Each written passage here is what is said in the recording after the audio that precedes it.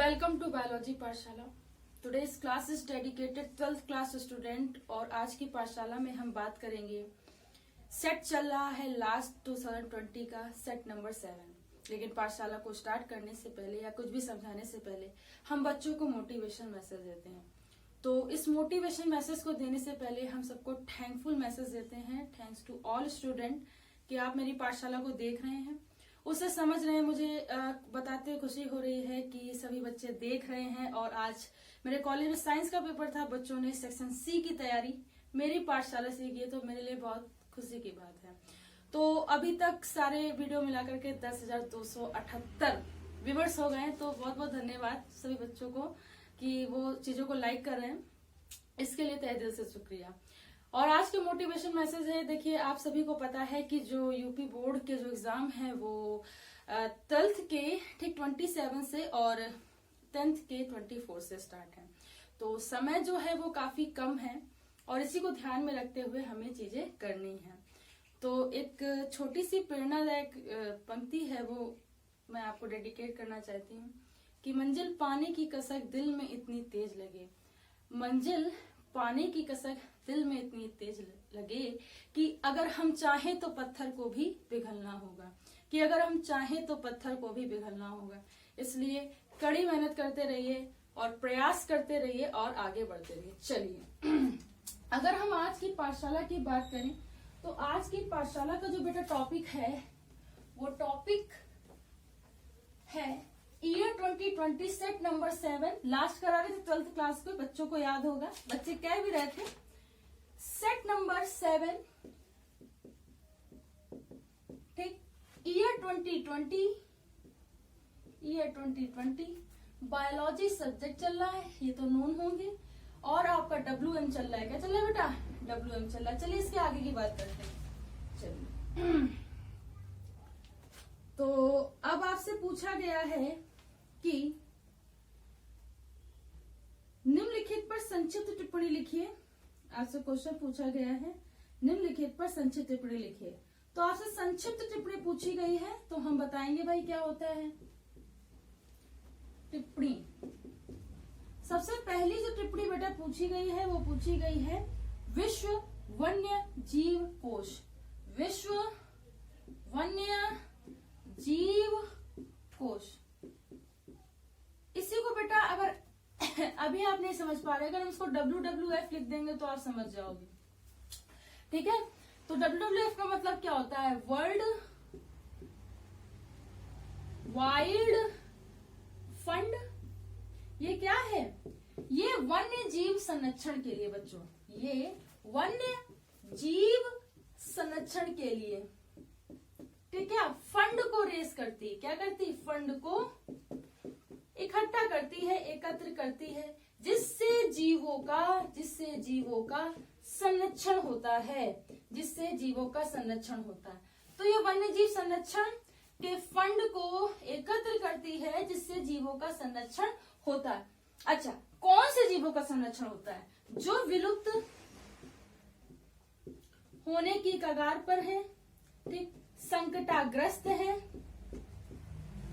ठीक, ये सारे जीवों को ठीक बचाने के लिए, उनकी जाति को बचाने के लिए इनका संरक्षण किया जाता है और ये विश्व के लेवल पर होता है। और ये वन्य जीव संरक्षण के फंड को रेस करता है जिसमें जीवों का संरक्षण होता था, पादप और पौधे दोनों का बेटा अध्ययन होता है, सॉरी पादप तथा जंतु दोनों का अध्ययन होता है। ठीक है, दोनों का क्या होगा?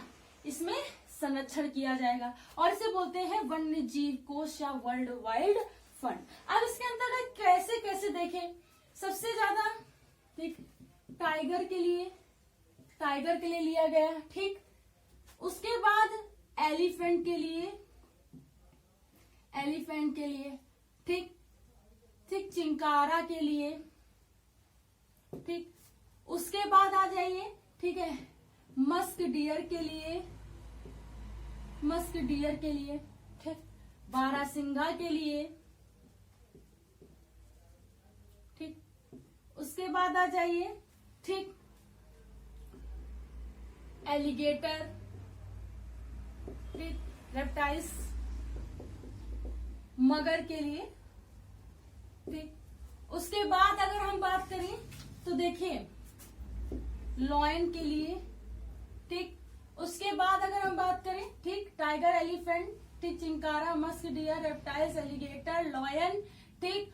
पौधों में कुछ जो स्पेसीज, ठीक, जैसे कि पाइनस के लिए, ठीक, एफिड्रा एक प्लांट है, ठीक, उससे काफी सारी क्या कहते हैं कॉस्मेटिक की चीजें हैं, ठीक। उस इन सब के संरक्षण के लिए WWF वर्ल्ड वाइड क्या कर रहा है, फंड रेज कर रहा है। जितने भी विलुप्त हो गए, डोडो बिल्कुल विलुप्त हो गई, एक समय बचाने के लिए, ठीक, प्रयास किया गया, ठीक। साइबेरियन पक्षी हो गया, साइबेरियन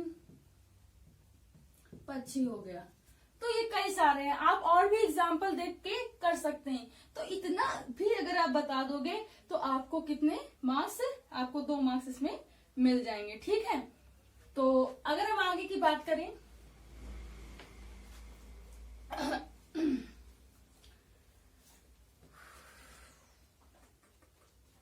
देखिए आपसे पूछा जा रहा है बेटा, इस बार आपके इवोल्यूशन हटा दिया गया है, इवोल्यूशन से क्वेश्चन, लेकिन हम बताएंगे जरूर। अंतर जातीय स्पर्धा, अंतर जातीय स्पर्धा को बोलते हैं inter specific competition, inter specific competition, ये इसकी इंग्लिश होती है बेटा, ठीक है। इसको ये बोलते हैं। होता क्या है, देखो जैव विकास के संदर्भ में परिभाषा कैसे लिखेंगे, टिप्पणी तो करनी है आपको। जैव विकास के संदर्भ में या जीवों की उत्पत्ति के संदर्भ में कैसे भी लिख सकते हैं, संदर्भ में जीवों के मध्य संघर्ष होता है और ये संघर्ष अंतरजातीय होता है, अर्थात अलग अलग जातियों के मध्य होता है, जातियों के मध्य होता है। इसी को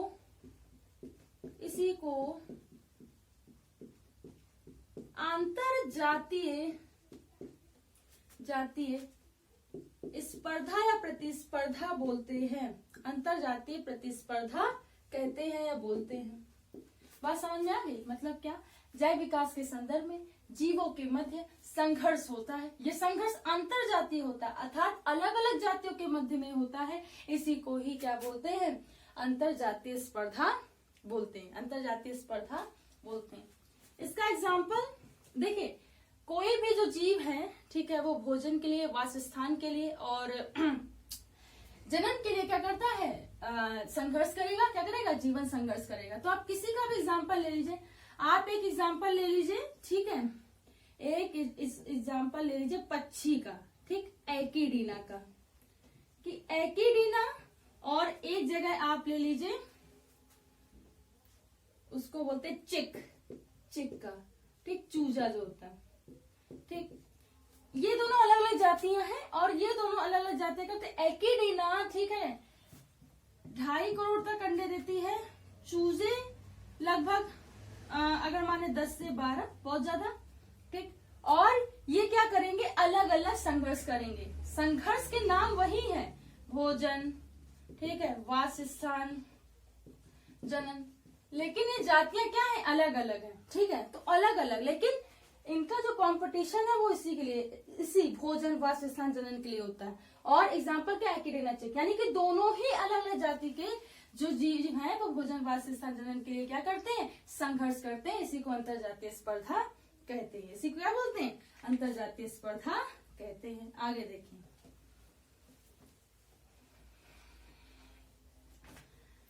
अब कह रहा है बायोकेमिकल, ठीक, टिप्पणियां काफी पूछी गई आपसे, तो लिखेंगे भाई बायोकेमिकल, इसी को बीओडी भी बोलते हैं, biochemical oxygen demand.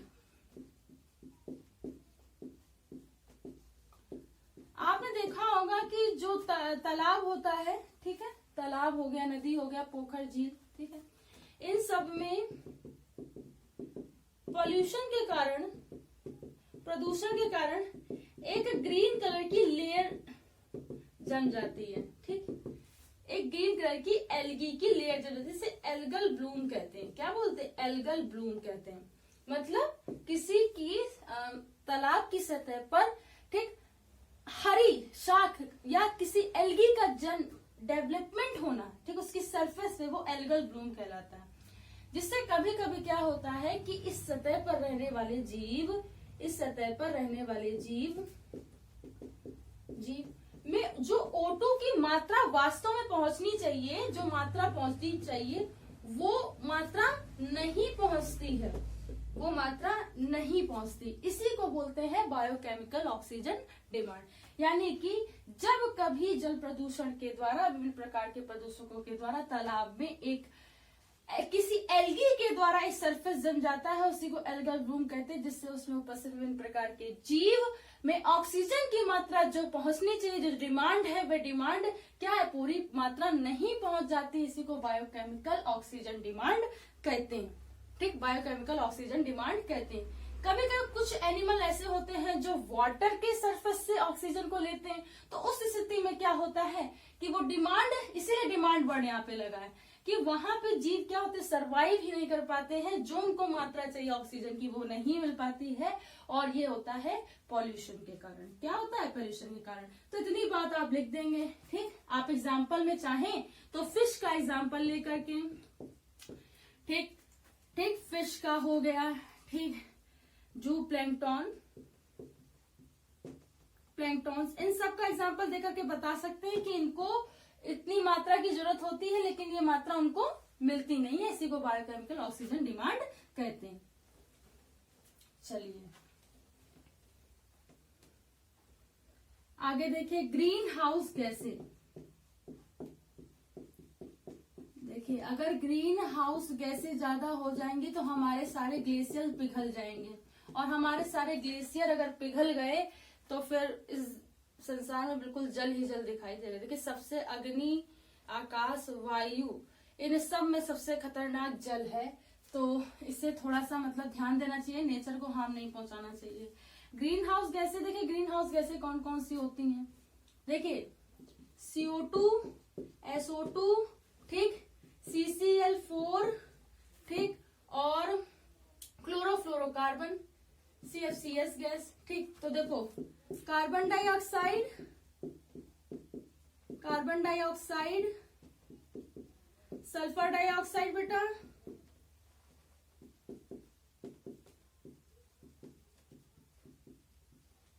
Carbon tetrachloride,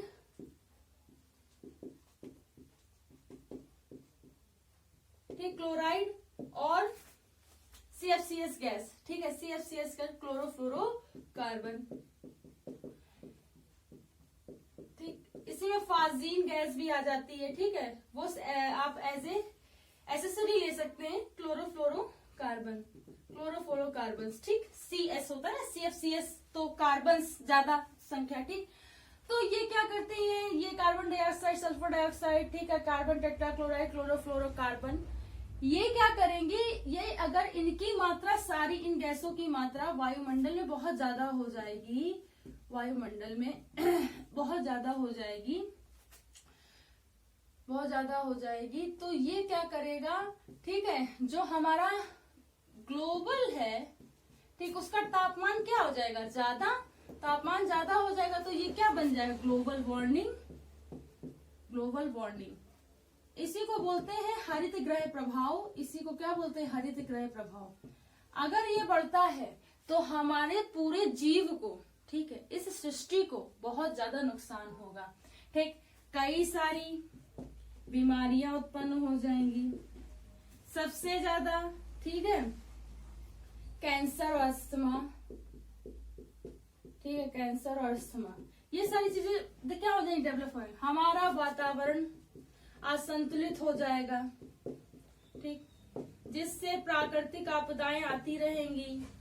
क्या आती रहेंगी, प्राकृतिक आपदाएं आती रहेंगी। ग्लेशियर के ग्लेशियर पिघल जाएंगे, अगर एक भी ग्लेशियर पिघल गया तो आप सोच नहीं सकते कि कितना पानी बन सकता है, ठीक है, तो इसलिए इसको ध्यान में रखिए। तो ये ग्रीन हाउस गैसें हैं और ये इसका प्रभाव है ये इसकी कुछ परिभाषा है। Global warming, green house effect कहते हैं, तापमान अधिक हो जाता है, ठीक है। और इस तरीके से कुछ इसका ओवरव्यू है। आगे देखिए,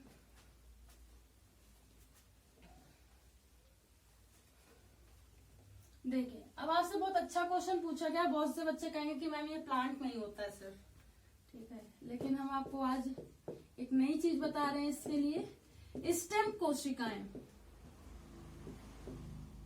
देखिए जिन्होंने मॉलिक्यूलर बायोलॉजी पढ़ी है ढंग से वो बता पाएंगे इसको। देखिए स्टेम कोशिकाएं जो होती हैं वो दोनों में ही होती हैं। पहली बात तो ये कि ये पा में होती हैं, यानी कि प्लांट और एनिमल दोनों में बेटा होती हैं, ठीक। ये करती क्या है, देखिए every stem cell have a great totipotency. अब ये जो हमने वर्ड बोला है इसका मतलब समझ लीजिए कि प्रत्येक स्टेम कोशिकाओं में, ठीक, कई सारी सेल्स को डेवलप करने की क्षमता होती है। प्रत्येक स्टेम सेल्स में, प्रत्येक स्टेम कोशिकाओं में अपनी जैसी कोशिकाओं को विकसित करने की एक टोटीपोटेंसी होती है, यानी कि क्षमता होती है। क्या होती है? क्षमता होती है, जिससे शरीर की अन्य सारी कोशिकाएं बनती हैं। ध्यान से सुनना, ये आप लिए नया वर्ड है। जिससे शरीर की अन्य सारी कोशिकाएं बनती हैं।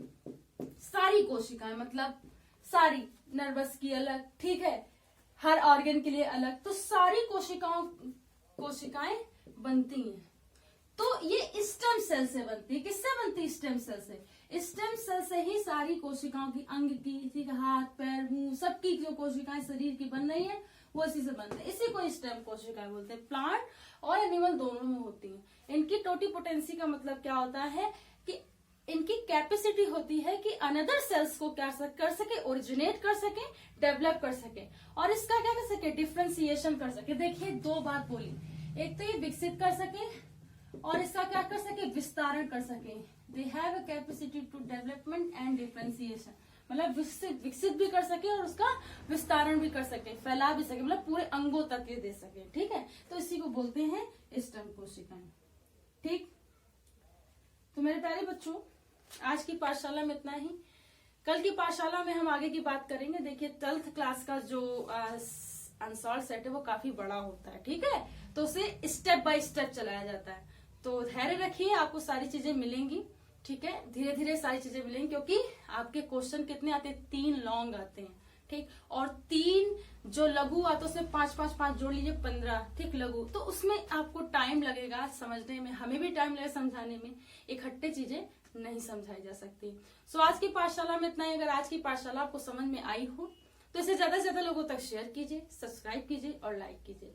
बायोलॉजी पाठशाला का लेटेस्ट अपडेट प्राप्त करने के लिए बायोलॉजी पाठशाला का वो बेल आइकन, उस घंटे के बटन को दबाए रखें ताकि आने वाले लेटेस्ट अपडेट आप तक पहुंच सके। सो बायोलॉजी पाठशाला के 10,278 व्यूवर्स कंप्लीट हो गए, तो उसके लिए थैंक यू। और इसी तरीके से आप लोग देखते रहिए, प्रयास करते रहिए और आगे बढ़ते रहिए। Thanks to all student to watch my Pathshala. Thanks again, प्रणाम।